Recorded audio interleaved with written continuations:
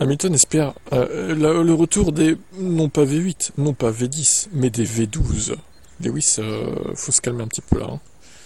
Et quand bien même ça retournera un jour, tu ne seras plus en Formule 1 malheureusement pour y participer. Hamilton a abordé le sujet de la diversité. C'est vraiment très diversifié avec un public du monde entier, mais l'accès et l'opportunité du sport réel sont vraiment très difficiles.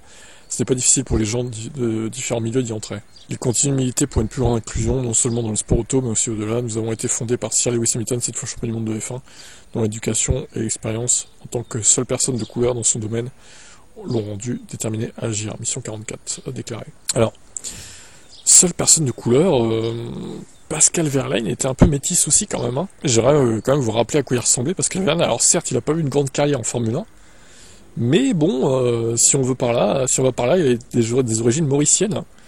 Donc un peu métissé, hein, le jeune Pascalou là. Alors effectivement, hein, si on veut jouer à ça, on peut dire que Hamilton est plus black que lui, en termes de couleur de peau, mais bon.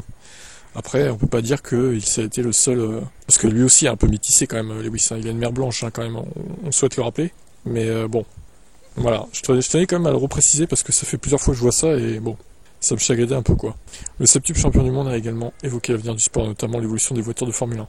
J'espère que dans 20 ans nous aurons encore de belles courses, nous aurons de belles voitures sonores. J'espère qu'elles ne seront pas comme entièrement électriques, mais juste des V10 durables peut-être, ou des V12 durables, qui sont comme neutres en carbone ou quelque chose comme ça. Non, non, il n'y aura pas de Formule 1 100% électrique.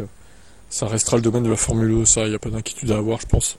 Chacun aura sa fonction. Formule E évoluera encore. En 2030, je pense qu'elles seront quasiment aussi rapides sur un tour chrono d'un circuit que les Formule 1. Bon, par contre, est-ce qu'elles pourront faire 1h30 à cette vitesse? Je suis pas sûr, mais au moins 1 heure à mon avis. Ça va tellement évoluer vite encore. Quand tu vois déjà qu'elles accélèrent voire aussi bien, voire plus que les Formule 1, bon, c'est sûr que sur un tour, les Formule 1 leur mettent encore une branlée, mais ouais, je pense que ça va pas durer éternellement, ça, hein. D'ici 5-6 ans, à mon avis, la Formule 1 va être redoutable sur un tour. On verra, on en reparlera.